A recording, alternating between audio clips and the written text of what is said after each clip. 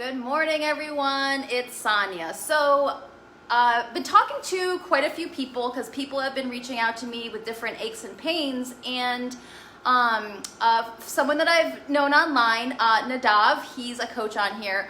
He reached out to me because he's been doing exercise videos for his clients, and he started feeling his back hurt and that his breathing started getting affected.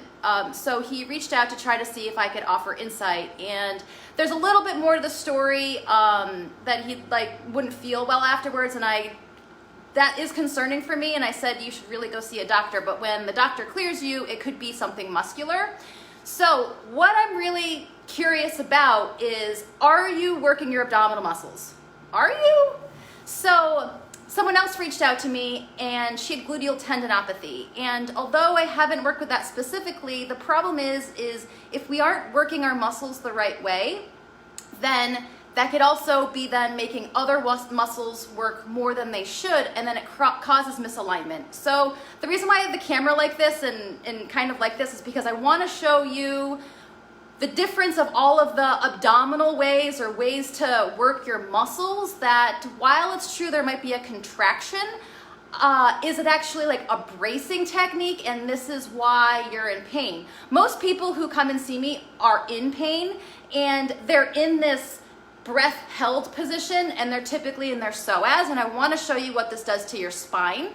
And so wherever you are, it usually comes back to your breath and how you're working your abdominals. So I don't know if anyone has that like long tube thing, and then you squeeze it and then it has like a head shape on top, and when you squeeze it, like the eyes pop out or like the ears pop out or the head gets bigger. To me, that's what I think about when people breathe the wrong way. So if I come and lie down here, what most people think is an abdominal contraction is this. They suck in the lower belly and then they have the ribs come forward.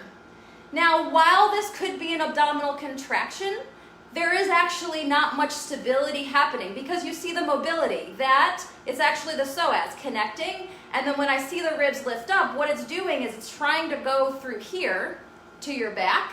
And so what could be happening is you could actually be shifting your vertebrae forward in relation to the other vertebrae. Then, if your breath connects there, what are you doing? So I think of that squeeze here, and then it lifts up here. And that's not good. That's pressure in your head. I mean, that if anyone has that toy and wants to do a video below, let me know.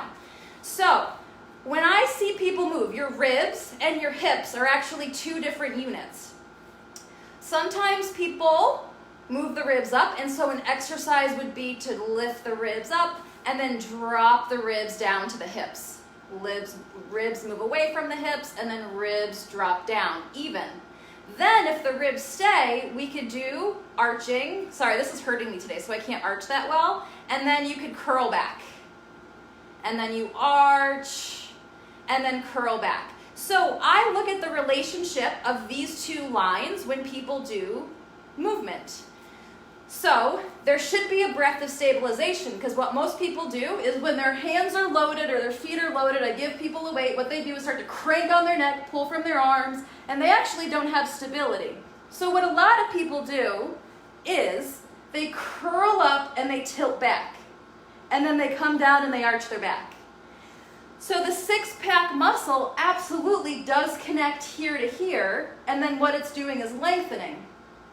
But because this muscle is creating too much movement, is that Nadav? Hi Nadav, this is for you, so if you have questions, let me know.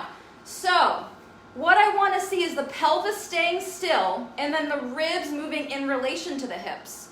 So as I curl up, this stays. And then I'm moving this unit. Now, my last video, I also talked about most people, look here, their neck goes, their neck goes, their neck goes, their neck goes. They're not even moving here. Now I'm contracting here. So if my head was just a continuation of the spine, and then I'm curling from here. Now the six-pack muscle also will bulge out. It looks like, I don't know, like a loaf of bread. We call it pooching in Pilates. I don't know, there might be other terms. But when you curl up, does the stomach come out? So what you want to try to think of is, can you pull it down a little to control to come up. So when you're just curling up, you feel the six-pack in the middle. Can you start to try to feel the side? I mean, you might be able to see that. That's curled up. You might see pooch in here a little. But then as all I'm doing is dropping my tailbone down, and then it just flattens. So you can see the shadow. So shadows, clothing, bunching is all things that I look at to figure out what people are doing. So if this rectangle of hips to shoulders should be in alignment. So my ribs are down, my hips are in their neutral. Some people should be arched, some people should be curled, but that's up to your body. And then if I had my legs tabletop. So the wrong way to be, see that suck-in position? That's a suck-in. That doesn't really offer support. That just, I guess, helps you contract your muscle / brace yourself. So I want to think of my legs as challenging the stability from my rib to hip. So as I reach my leg out, I don't want it to arch here, because then that's not stability. That's honestly probably not really my abdominals. That's my hip flexor. That's my quad muscle, the quad that goes over the knee to the hip to the pelvis. Your pelvis is separate from your quad. So one of my favorite exercises, because it's the secret to flat abs that Pilates is known for, is I have my ribs to my hips engaged, and then I just start small and slow. Because tempo is important. As people go fast, they're probably in their quad muscles, but if you go that right amount of speed slower, then what I can do is stabilize, and then I start small. I can feel my abdominals work. Now I've trained those or cued those abdominals to work a little smarter, so now I can start to increase the range. So it's not so much what you're doing, it's also how you're doing it. So also, when pregnant or people start to get diastasis and their abdominals start to split, you don't have the strength. This is such a great way, if you can't round your spine, to strengthen your abdominals. You could do legs straight, you can alternate. But don't overwork your quads, because then when your quads come here, they're going to tilt the pelvis, and then something else is going to go wrong. Then, having my legs tabletop, using my abdominals, I can then curl up, holding my head with the armpits, and then my abdominals are stabilizing, holding it. Use your weight, your head as a weight. So if my neck's way forward, you might be able to see the neck tension, that then I'm curled up, nothing's moving here. I'm shifting my head back. You can see that I'm shaking. Inhale. And then exhale, I can reach out and then try to offer this, have the stability. This is how most people are strong. We know of abdominals here, and people are always doing a ton of these. This is, I find it more in Pilates, but it doesn't mean it's not in mainstream, because I'm also not in the gym and strengthening and all of that. The other big thing that I want you to think about is your obliques. So the obliques, one starts here and diagonally goes down to the hips, and then one goes to the hips and then pulls up. So if we think of a basket, and we think of we have muscles that go this way, we have muscles that go this way, we have muscles that come that way, and then we have muscles that come this way. So if you don't have the stability from the deeper part, then you're only going to be pulling and moving bones. So this is not what I should be seeing. You want stability to come. So when you do an oblique and up and twist, now twist is where I see most people inefficient and most injuries happen.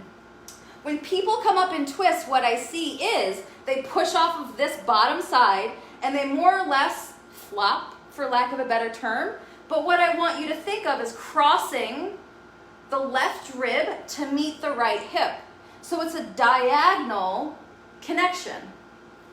But don't forget the releasing part. Everyone thinks of the up, they let go, up, and they let go. Just slow it down a microsecond and come up, and then use those muscles to come back down. And then come up and over, and then use those muscles to come back down. Try not to side bend. Side bend is a different movement than a rotation, because then what happens is you start to walk, and then your rib cage, I'm going to sit up, then you start to walk here versus having this twist here. So how you're training in the gym, or whether you're not training in the gym, could be what's throwing off your back. So in this position, when I'm in this tilt back, this suck in, lift up, what typically is going to happen is my legs turn out. Then that piriformis, which if you have this injury you know very well, goes over that sciatic nerve, or very close, has a relationship. You start to use your butt muscles less. You start to use this deep hip rotator more. And then my question is do you start to use that deep hip rotator as a pelvic floor muscle? Then you really start to get in that piriformis, and then you get in your IT band, your muscles start to bundle, then you might start to get neuropathy and pain or bursa problems. A lot of things that I see people getting injured with is the negative. So people are so tight up, they don't have this resistance down. A lot of people with hip bursa stuff actually hurt themselves on a landing, not on the jumping up, but it's about having the lengthening support into a joint of the muscle. So I hope some of this helps. I don't know if anyone has questions. I can't quite see any of this. Sorry about my hand.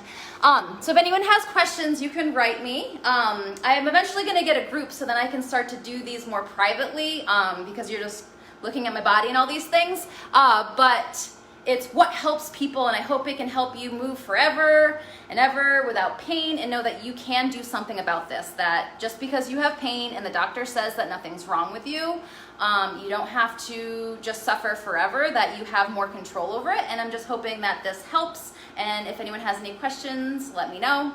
And hope you have a good day.